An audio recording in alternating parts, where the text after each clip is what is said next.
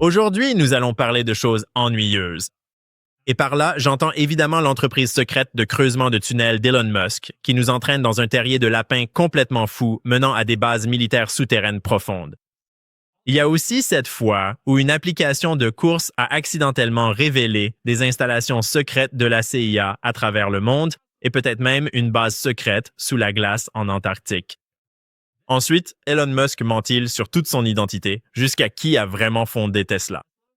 En plus, un important agent israélien vient peut-être d'être démasqué dans la communauté ufologique. Tout ça et bien plus encore aujourd'hui dans Candice.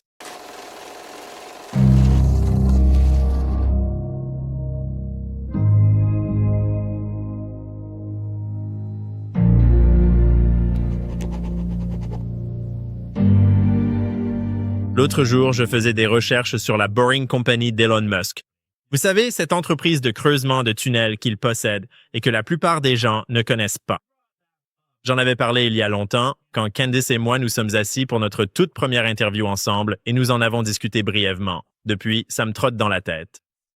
Mais j'ai enfin pris le temps de m'y plonger et cela m'a mené dans tellement de terriers de lapins. Et au fait, il va y avoir beaucoup de jeux de mots sur le creusement dans cet épisode. Parce que l'enquête est profonde, elle est tordue et nous allons prendre beaucoup de détours et de quêtes secondaires intéressantes. Mais croyez-moi, à la fin, cela va dresser un tableau assez saisissant. Alors, commençons là où j'ai commencé, sur Wikispooks. Wikispooks, pour ceux qui ne connaissent pas, c'est une expérience hors du commun. C'est un peu comme Wikipédia pour les théoriciens du complot, c'est un site collaboratif et probablement pas encore contrôlé par Masada, la CIA. Bien sûr, il est toujours conseillé de tout vérifier soi-même, surtout sur un site comme Wikispooks. Et ce qui est bien avec Wikispooks, c'est que ça a l'air d'un logiciel à petit budget. Et ça, il vous rappelle constamment de ne pas le considérer comme une source principale. Mais ce que j'aime aussi avec Wikispooks, c'est qu'il est truffé de liens vers des sources primaires sur toutes sortes de sujets et certains sont vraiment dingues. Si vous voulez vraiment occuper votre après-midi, allez fouiller sur la page Wikispooks consacrée au 11 septembre. Il y a plein de pépites cachées là-dedans. Bref, je me suis retrouvé sur la page Wikispooks consacrée aux bases militaires souterraines profondes. Et il y avait une section sur le NDA de 2013. Petite parenthèse, Obama a ajouté le Smith Modernization Act au NDA de 2013, s'assurant ainsi qu'il serait adopté, ce qui a été le cas. Et c'est à ce moment-là que le gouvernement américain s'est officiellement autorisé à faire de la propagande auprès du peuple américain. Skylar, est-ce qu'on a le fact-check de l'AP à l'écran pour qu'on puisse le montrer à tout le monde? Parce que c'était plutôt drôle. Donc, évidemment, l'AP sait de quoi elle parle. Et si vous vouliez savoir s'il était légal de faire de la propagande auprès des citoyens américains, l'AP veille sur vous. Parce que l'affirmation, c'est que Obama a promulgué une loi qui permettrait au gouvernement de faire de la propagande auprès des citoyens américains. Mais selon l'évaluation de l'AP, c'est faux. En 2013, Obama a signé une législation qui a modifié la loi américaine. La loi sur l'échange d'informations et d'éducation de 1948, également connue sous le nom de Smith-Mundt Act. L'amendement a permis que certains documents créés par l'Agence américaine pour les médias mondiaux, l'Agence nationale de diffusion à l'étranger, puissent être diffusés aux États-Unis. Donc, c'est faux. Ils ne vous font pas de propagande, mais ils partagent juste un tout petit peu de propagande avec vous, évidemment. Et si vous ne connaissez pas le NDAA, au fait, c'est le National Defense Authorization Act, qui est en gros le projet de loi budgétaire annuelle du département de la Défense, d'où le fait qu'il était quasiment certain d'être adopté. Et c'est un bon point de départ pour nous. Parce que la première chose à faire, c'est toujours de vérifier votre source. Donc, dans ce cas, j'ai pu suivre les liens de Wikispoop et chercher le texte sur la page pour constater que cette même information est vérifiable sur des sites comme GovTrack.us. Et il semble bien que ce soit un extrait réel du NDA de 2013. Et cela ne me surprend pas. Parce que l'armée prend très au sérieux les installations et capacités militaires souterraines.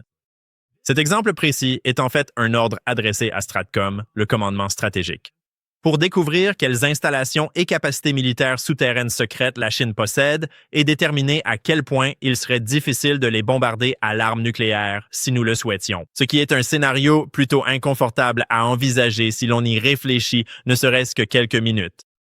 Mais de toute façon, les bases militaires souterraines ne sont pas une nouveauté. Voici un document de la CIA datant de 1953. Il s'agit d'un rapport déclassifié en 2003 qui détaille comment l'Union soviétique avait pris le contrôle et était en train de reconstruire l'infrastructure des bases militaires souterraines nazies à Rastenburg, dans le nord-est de la Pologne après la Seconde Guerre mondiale. Lorsque les Allemands se sont retirés de Prusse orientale en 1945, le quartier général de l'armée allemande à Rastenburg est resté intact. On affirme que l'armée rouge en progression n'a guère remarqué quoi que ce soit de particulier dans cette région où, je cite, « le cerveau de l'armée allemande était situé pendant la guerre ». Vu de la surface, ce n'était qu'une zone de lacs et de forêts qui recouvrait la gigantesque ville souterraine, mesurant 38 km de long et de 3 à 5 km de large. La région est traversée par la voie ferrée qui relie Kaliningrad à Bialystok. La ville militaire souterraine est équipée d'un système de communication entièrement électrifié. Il y a 3 centrales électriques qui fonctionnent indépendamment les unes des autres, ainsi que des réservoirs d'eau et un système d'approvisionnement en eau pour le sous-sol. Abris, casernes, quartier des officiers et les luxueuses salles du personnel. Toutes les parties du quartier général sont reliées par téléphone ainsi que par un système de tubes pneumatiques pour l'envoi de messages. Il y a également de grands entrepôts militaires, des garages et des hangars souterrains, tous situés à une profondeur d'au moins 30 mètres sous la surface. C'est assez fou de repenser à la technologie civile des années 1940, à l'époque où tout cela était construit en pleine guerre, rappelons-le. Et de réfléchir à la différence immense entre les ressources et la technologie dont dispose l'armée d'un pays et celles accessibles à ses citoyens. Je vais juste lire un petit passage de celui-ci. Même document. Un extrait indique « Il a fallu 6 ans aux Allemands pour construire cette ville militaire, la ville souterraine la mieux camouflée au monde. » Hitler y a séjourné une grande partie du temps pendant la campagne de Russie. Le quartier général disposait de liaisons téléphoniques directes avec Berlin, d'une station radio très puissante et d'un système radar. Il y a plusieurs aérodromes disséminés dans la région qui sont reliés au quartier général par des passages souterrains. Le reste de la page décrit comment les mines allemandes laissées pour protéger le site ont finalement été déminées et les sites capturés par les Soviétiques. Maintenant, il est assez facile de se laisser entraîner dans des théories folles sur les nazis s'échappant en Argentine et en Antarctique, se cachant sous terre et tout ce genre de choses. La plupart des manuels d'histoire préfèrent passer cela sous silence. Un grand nombre d'entre eux sont tout simplement venus en Amérique, accueillis par la CIA et ont ensuite joué un rôle clé dans des programmes comme nos armes biologiques et chimiques, nos expériences de contrôle mental et la NASA. Notre programme spatial a été fondé par l'un des principaux scientifiques nazis spécialisés dans les fusées, Wernher von Braun. Et nous reviendrons un peu plus tard sur une anecdote intéressante à son sujet. Mais le truc dingue, c'est que les bases souterraines en Antarctique, le chapeau en aluminium n'est pas qu'un simple chapeau en aluminium. Peut-être. Alors, je ne sais pas s'il existe vraiment des bases secrètes nazies en Antarctique, mais je me souviens de cette fois où Strava a accidentellement révélé l'emplacement de bases secrètes partout dans le monde. Donc, c'est le moment de notre premier détour complètement fou. C'est une histoire vraie. En 2017, lorsque Strava a lancé sa fonctionnalité Heatmap, des soldats et agents américains ont accidentellement diffusé en ligne la disposition exacte de bases secrètes sur Strava, l'une des applications de course les plus populaires. Vous voyez, Strava a cette fonctionnalité. Lorsque vous enregistrez vos courses avec votre montre, votre téléphone ou autre, l'application stocke ces données GPS. Et ensuite, il télécharge anonymement ces données sur leur carte thermique mondiale qui montre où nous courons tous et la fréquentation des différents itinéraires. C'est en fait incroyablement cool et super utile. Par exemple, j'ai passé les derniers mois à vivre à Austin, au Texas, et j'utilisais la carte thermique de Strava pour chercher des sentiers et des endroits sympas où courir. Plus la ligne est lumineuse, plus il y a de gens qui courent à cet endroit. C'est un excellent moyen de trouver des aventures amusantes. Aussi, apparemment, c'est aussi un moyen efficace de trouver des bases militaires secrètes cachées dans le monde. J'imagine que quand vous êtes affecté à une base top secrète, il n'y a pas grand-chose à faire. Et vous n'êtes probablement pas autorisé à quitter la base pour aller courir pendant votre temps libre. Donc, des gens enregistraient leurs courses et leurs marches sur la base, sans se rendre compte que cela serait téléchargé sur la carte thermique mondiale. Ceci provient du Guardian. En Syrie, des bases connues de la coalition, c'est-à-dire des bases américaines. Les bases américaines s'illuminent la nuit, écrit un analyste, Tobias Schneider. Quelques marqueurs lumineux sur des positions russes connues. Aucune coloration notable pour les bases iraniennes. Beaucoup de gens vont devoir assister à des réunions d'information lundi matin. Dans des endroits comme l'Afghanistan, Djibouti et la Syrie, les utilisateurs de Strava semblent être presque exclusivement du personnel militaire étranger, ce qui fait que les bases ressortent très nettement. Dans la province de Helmand, en Afghanistan par exemple, l'emplacement des bases avancées peut être clairement distingué, brillant en blanc sur la carte noire. Parce que tous les Afghans et toutes les personnes là-bas n'utilisent pas Strava, les endroits où les Occidentaux sont stationnés et enregistrent leurs déplacements sont donc très faciles à repérer. Et maintenant, ces bases n'étaient probablement pas vraiment secrètes, mais cela reste tout de même assez embarrassant. Nous sommes tout simplement en train de publier une carte routière de toutes nos bases avancées pour que quiconque le souhaite puisse la consulter. Mais ensuite, Internet a complètement perdu la tête quand quelqu'un a trouvé ces données étranges en Antarctique en forme de trapèze sur la carte thermique. Les forums conspirationnistes sur Reddit s'en sont emparés et ont commencé à élaborer toutes sortes de théories farfelues. Et de loin, cela semble simplement se trouver à un endroit aléatoire en Antarctique. En zoomant, on aperçoit une sorte de station de recherche, mais des théories concernant une base souterraine ont commencé à se répandre. Et même s'il existe des bases souterraines en Antarctique, finalement, la raison a prévalu, quand quelqu'un a réalisé que c'est là qu'ils organisent le marathon de glace de l'Antarctique, ce qui est quand même assez incroyable. Ces gens-là sont fous à leur manière, mais ce n'est un secret pour personne. Base d'OVNI nazi. Bien que les données Strava aient permis d'identifier des candidats pour des opérations secrètes de la CIA dans des bases à l'étranger, là où elles n'étaient pas censées se trouver, à l'époque, de nombreuses théories populaires sur des bases souterraines n'ont rien donné. Aucun tunnel secret n'a illuminé l'aéroport de Denver. Aucun tunnel secret ne reliait le Getty Museum aux demeures de milliardaires à Hollywood, du moins pas sur Strava. Et c'est logique, car on ne peut pas enregistrer ces données GPS sous terre. Donc évidemment, on ne s'attendait pas vraiment à ce que Hillary Clinton et Barack Obama enregistrent leur promenade secrète aller-retour. Un hot dog et une soirée pizza. Mais il existe des preuves que des choses louches se passent sous terre. Par exemple, la secte The Finders est un mystère persistant qui nécessiterait tout un épisode pour être exploré. Mais en résumé, on a découvert qu'une école maternelle possédait tout un réseau de tunnels en dessous, des liens avec des abus rituels sataniques, puis des liens directs avec l'implication de la CIA ont été révélés. Et c'est à ce moment-là que tout a été étouffé et qualifié de théorie du complot. Ne faites pas attention à l'homme derrière le rideau.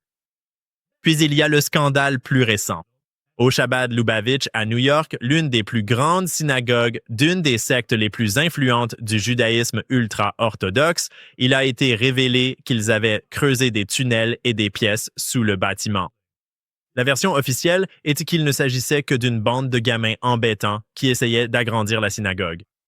Je préciserai que cette secte, je ne peux la qualifier que de secte au sens propre du terme, et aucun d'entre nous n'oubliera jamais le matelas taché de taille enfant qui a été sorti du tunnel au milieu de tout ce chaos. Je pense que nous avons tous des questions, mais pas beaucoup de réponses. Ce ne sont là que quelques-uns des scandales les plus croustillants impliquant des tunnels récemment.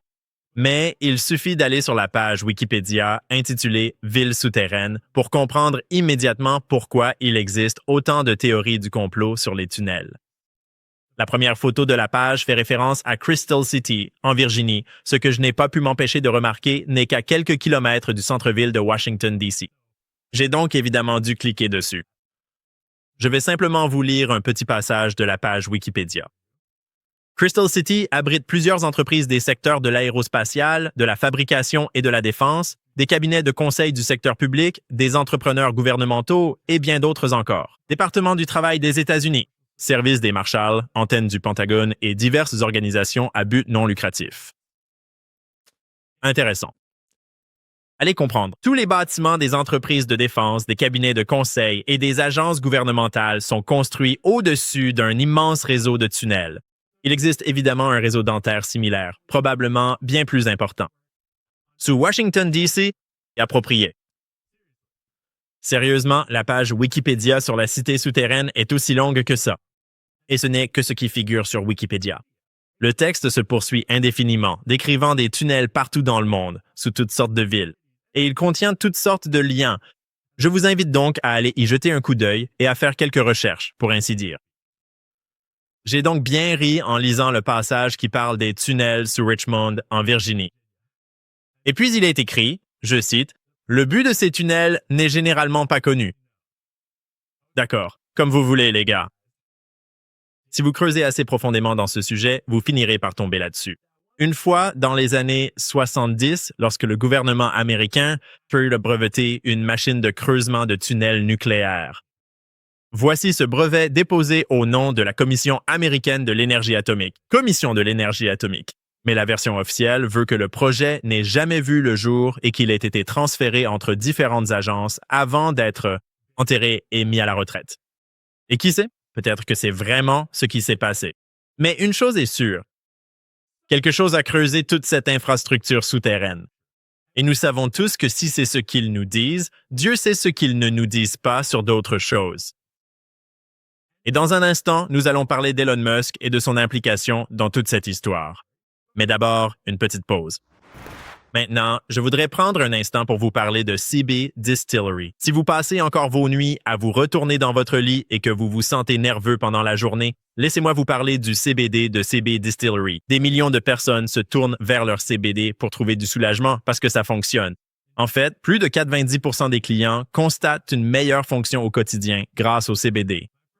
Mes amis de chez CB Distillery proposent des formules ciblées pour à peu près tout. Stress, humeur et concentration, douleur après l'exercice.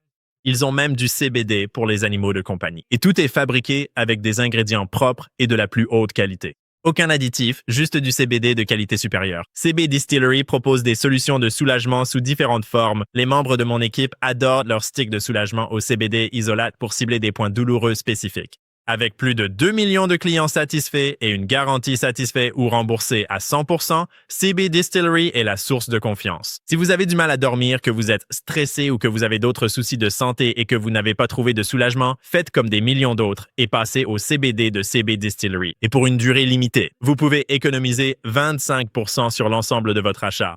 Visitez la distillerie CB et utilisez le code promo Candice. C'est sur cbdistillery.com, code promo Candice. cbdistillery.com. La disponibilité des produits dépend de la réglementation de chaque État. Je voudrais aussi vous parler du Petit Catholique. Il est temps de renouveler votre collection de bijoux catholiques. Si vous aimez les pièces belles et porteuses de sens, vous devez absolument découvrir The Little Catholic, le numéro 1 en Amérique pour les bijoux catholiques faits main. The Little Catholic est une entreprise familiale. Elle crée les plus beaux bijoux catholiques, fabriqués à la main de façon éthique, ici même aux États-Unis. Des médailles miraculeuses et bijoux Sacré-Cœur à leur collection emblématique et brevetée Holy Family Hearts. Chaque pièce est conçue pour durer des générations, fabriquée en argent sterling et en or massif 14 carats pour refléter la beauté de la foi catholique. Ce que j'aime le plus chez The Little Catholic, c'est leur engagement envers un artisanat éthique. Chaque pièce est faite pour être portée au quotidien, chérie et transmise, un rappel constant et tangible de la foi. Entre les premières communions, les confirmations et la saison des mariages, c'est le moment idéal pour trouver un cadeau porteur de sens. Rendez-vous sur thelittlecatholic.com et utilisez le code CANDICE25 pour bénéficier de 25% de réduction sur votre commande. C'est thelittlecatholic.com avec le code promo CANDICE25 pour des bijoux catholiques faits main qui durent. Et maintenant, parlons d'Elon Musk. Parce que l'une de ses entreprises les moins connues s'appelle The Boring Company. Et il a de grands projets pour construire des infrastructures souterraines partout dans le monde. Depuis, il a levé des fonds auprès de ses amis de PayPal, Peter Thiel et Joe Lonsdale, autrement dit Palantir. Et bien qu'il existe certainement de nombreuses raisons légitimes pour lesquelles une meilleure technologie de creusement de tunnels pourrait améliorer le monde pour nous tous, je peux imaginer beaucoup de raisons pour lesquelles ces personnes liées à l'industrie de la défense pourraient avoir d'autres idées en tête. Je ne connais aucun contrat gouvernemental secret détenu par The Boring Company pour l'instant, mais disons simplement que s'il ne les a pas déjà, vous pouvez parier qu'il en aura bientôt.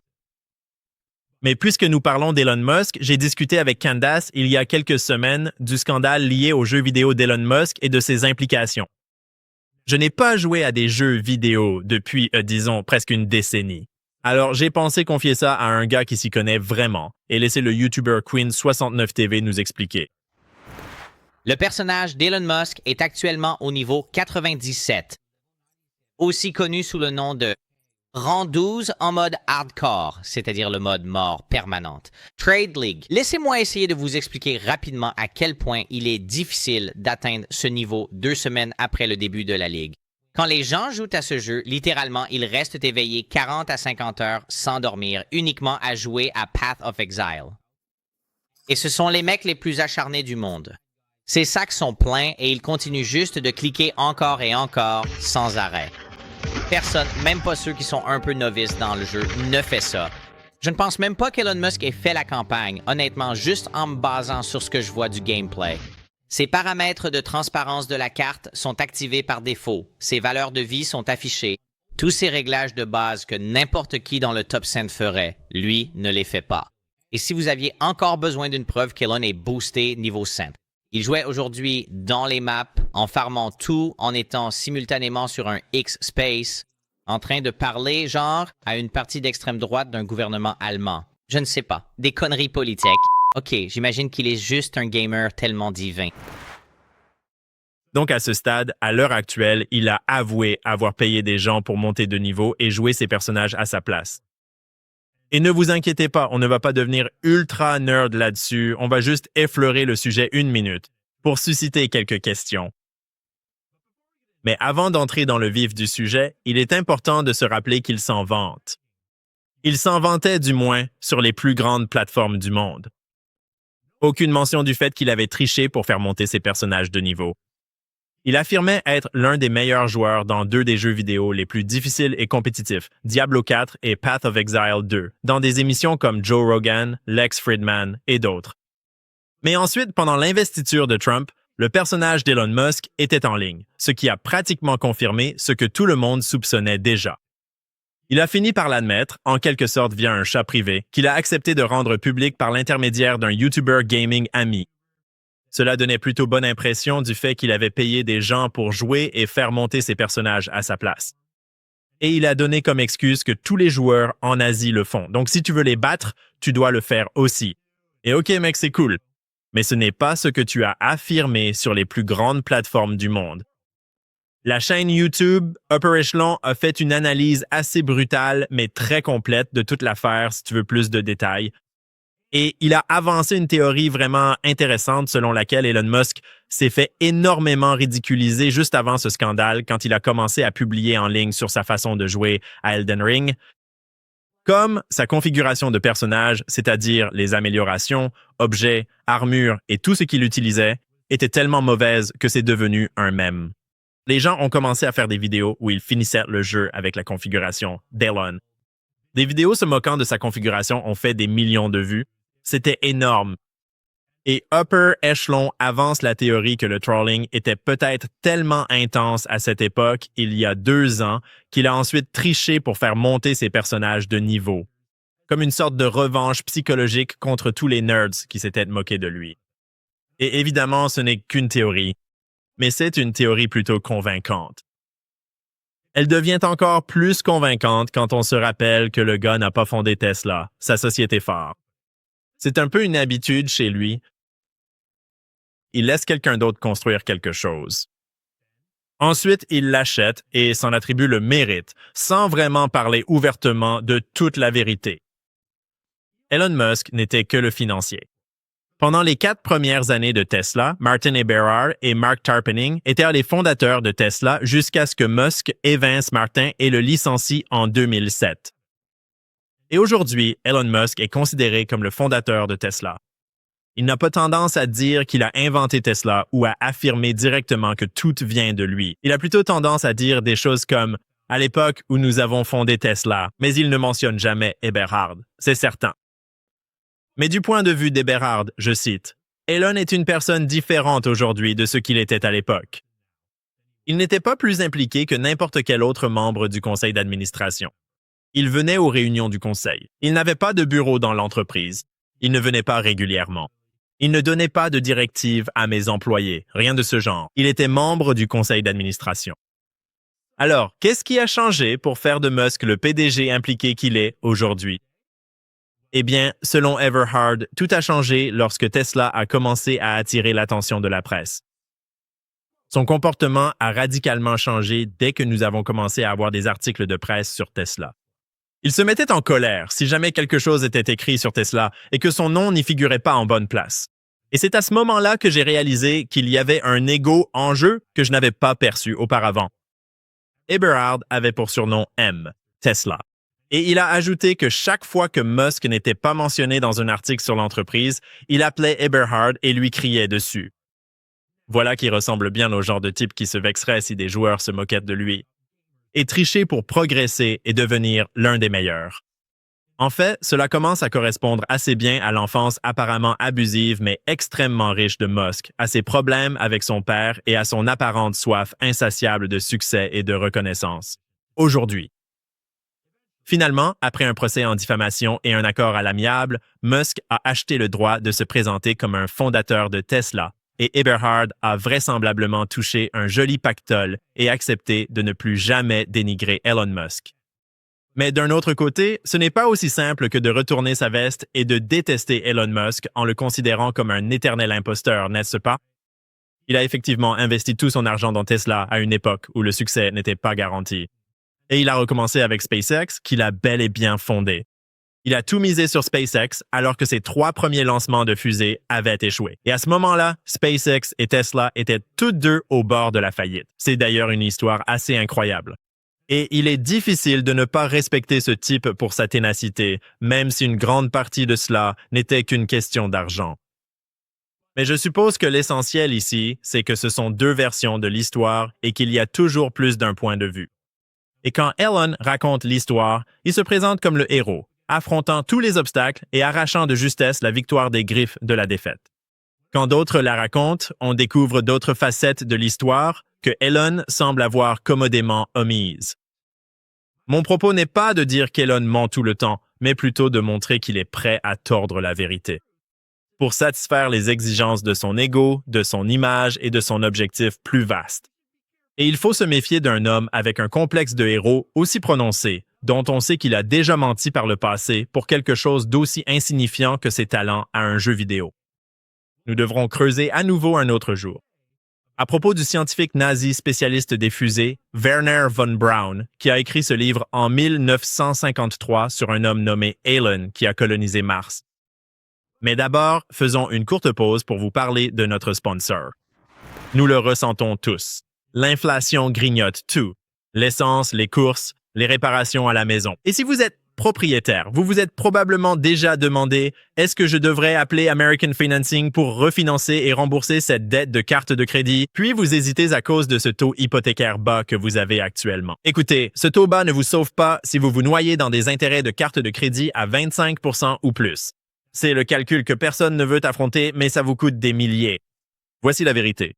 Si vous ne faites que les paiements minimums, cette dette restera longtemps. C'est pourquoi les gens appellent American Financing, car ils font économiser $800 par mois pour se libérer des dettes. Vous le devez à votre famille de voir ce qui est possible. Aucun frais à l'avance, aucune pression. Ça ne vous coûte rien de découvrir combien vous pourriez économiser chaque mois. Et si vous commencez aujourd'hui, vous pourriez peut-être reporter 2 paiements hypothécaires. Appelez American Financing dès aujourd'hui au 800-795-1210. C'est le 807-95-1210. Ou rendez-vous sur americanfinancing.net/Owens. Alors maintenant, puisqu'on parle de fusées et de gens qui mentent, parlons des ovnis. Je sais que beaucoup d'entre vous ne pensent probablement jamais aux ovnis. Et ceux qui y pensent ont tous des opinions et des points de vue très différents. C'est intéressant. Mais en même temps, ça ressemble au moins un peu à une opération de diversion. C'est vertigineux de suivre tous les rebondissements dans la communauté ufologique. Et sans Candace pour y apporter la touche dynamique de Blake, c'est en grande partie le Far West des théories du complot, en ce qui me concerne. Mais tout récemment, un créateur de contenu appelé Museum of Tarot a révélé que l'un des influenceurs ovnis les plus importants et les plus anciens était potentiellement un agent infiltré israélien. Stephen Greer. Si vous ne connaissez pas ce type, il a passé les 30 dernières années à recenser tous les lanceurs d'alerte possibles et imaginables, à compiler leurs témoignages et, paraît-il, à faire des briefings auprès de présidents et de directeurs de la CIA, etc. À propos de la menace des ovnis et des programmes secrets de rétro-ingénierie des gouvernements.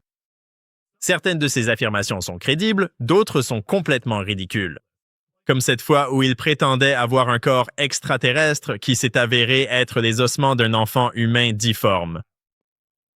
Il y a quelques mois, Brent, du Musée du Tarot, est passé dans le podcast de mon ami Danny Jones et a lâché une bombe sur la carrière de Stephen Greer. Il a apporté des documents qu'il avait déterrés. Cela semblait indiquer que Stephen Greer avait un passé secret et oublié avec Israël dont il ne parle plus jamais. Regardons cet extrait. Le marié est le fils de monsieur et madame James Greer, domicilié au 1201 avenue Princeton. Il a fréquenté l'Université d'État des Appalaches et travaille au département de traitement de l'information au Centre mondial Baha'i. Après un voyage en Israël, le couple vivra à Haïfa et travaillera au Centre mondial Baha'i. C'est l'avis de mariage original. Le bahaïsme était considéré comme une opération de collecte de renseignements pour le Mossad.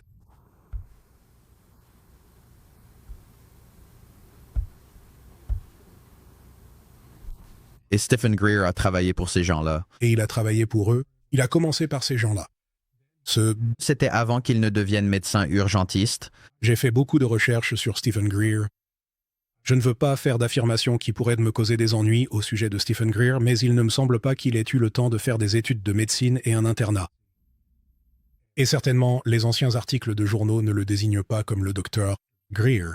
On dirait qu'il se lance directement dans les histoires d'ovnis. Donc, s'il a travaillé, tout porte à croire qu'il l'a fait pendant une très courte période dans un petit hôpital de l'ouest de la Caroline du Nord, avant de se mettre directement à promouvoir les ovnis pour Rockefeller. Putain de merde. Franchement, putain de merde, quoi. Danny Jones a parlé à beaucoup de gens excentriques et a entendu beaucoup d'affirmations extravagantes. Et cette pose juste ce que le. Ça me tue. Mais il est toujours important de revérifier ses sources. Il est toujours important d'essayer de vérifier les choses par soi-même. Et donc, j'ai pu retrouver et corroborer moi-même en ligne l'article de journal auquel Brent fait référence. Il provient du Charlotte Observer, publié le jeudi 30 octobre 1979. Et il dit exactement ce que Danny a lu à l'écran. Je vais juste en lire un petit extrait maintenant. Citation, Haïfa, Israël. Emily Kramer et Stephen Greer se sont mariés samedi au Centre mondial Baha'i. Plus bas, il est indiqué que le marié est le fils de monsieur et madame James Greer, domicilié au 1201 avenue Princeton. Il a étudié à l'Université d'État des Appalaches et travaille au département de traitement de l'information du Centre mondial Baha'i. Après un voyage à travers Israël, le couple s'installera à Haïfa et travaillera au Centre mondial Baha'i. Voilà qui est intéressant pour plusieurs raisons. Tout d'abord, la photo incluse permet clairement d'identifier qu'il s'agit bien du bon Stephen Greer, même s'il est beaucoup plus jeune, en plus de toutes les autres confirmations concernant le lieu, la date, les noms, etc. Ainsi, comme le souligne Brent, Greer ne semble plus vraiment mentionner Israël de nos jours. Et c'est justement à cet âge-là qu'on recrute généralement des agents de renseignement. C'est aussi juste avant qu'ils ne partent dans le monde et ne commencent à devenir l'homme que la communauté ufologique connaît aujourd'hui. Aussi, un terrier de lapin intéressant à propos du bahaïsme. Le bahaïsme est en quelque sorte une foi universelle qui s'intègre à toutes les religions et compte des pratiquants partout dans le monde. Je ne connais pas les nuances de leurs croyances ou de leurs pratiques. Brent affirme que le bahaïsme était largement considéré comme une opération de collecte de renseignements pour le Mossad. Et maintenant, je n'ai pas du tout fait une plongée complète sur le bahaïsme, mais l'Iran pense certainement que le bahaïsme est une opération de renseignement pour le Mossad et la CIA. En 2014, il existe une petite poignée d'articles faisant référence à des déclarations d'Ahmad Saleh, président de la Commission culturelle du Parlement iranien.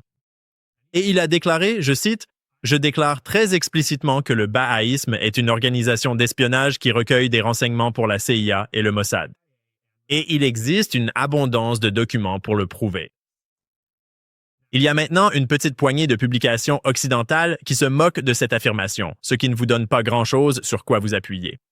Si le bahaïsme n'est pas une opération de collecte de renseignements, alors la CIA et le Mossad passent clairement à côté d'une opportunité pratique, car des groupes mondiaux comme les religions de niche constituent d'excellentes couvertures d'espionnage, comme la scientologie. Cela dit, peut-être que l'Iran n'aime tout simplement pas les Bahaïs, tout comme il n'aime pas toutes les autres religions. Qui sait?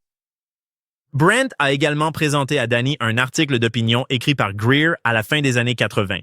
Cela semble sous-entendre que Stephen Greer pourrait aussi être secrètement homosexuel. Schuyler a aussi réussi à dénicher celui-là, et c'est un véritable article, publié dans The Asheville Citizen le vendredi 16 octobre 1987. Il est écrit, en partie, je vais juste en lire un petit extrait. Citation, « Nous estimons que la lutte pour nos droits civiques en tant que citoyens gays et lesbiennes est intimement liée à toutes les luttes contre le racisme, le sexisme et l'antisémitisme dans ce pays et dans le monde entier. » Plus loin, il est écrit, citation, « Les Américains gays et lesbiennes sont partout et parmi tout le monde. Nous avons combattu et sommes morts pour ce pays. Nous sommes ces médecins et infirmiers, artistes et militants, ouvriers du bâtiment et travailleurs sociaux. Et, pour l'instant, nous sommes les plus touchés par l'épidémie de sida aux États-Unis. » Ainsi, Brand précise très clairement qu'il n'a rien contre les personnes homosexuelles.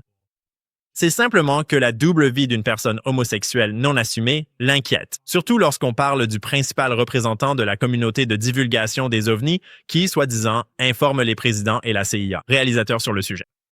Surtout quand on sait qu'il a des sentiments pour Israël qui ne semblent jamais être évoqués. Tout cela me paraît un peu louche. Or, cet article ne contient aucune photo permettant de confirmer qu'il s'agit de la bonne image, Stephen Greer. Mais il y a bien une initiale au deuxième prénom, il est médecin et il y a un lien avec Asheville. Le Stephen Greer. Nous parlons de match, de tous ces critères. Donc, il ne semble pas probable que nous confondions avec un autre Greer. Et si c'est bien le même Greer, alors c'est intéressant qu'il se soit marié en Israël dans les années 70 avec une femme, puis qu'il se soit présenté comme un homme gay dans les années 80. Vous voyez ce que je veux dire? Donc, dans l'ensemble, le coin de l'Internet consacré à la divulgation des ovnis est un endroit complètement fou.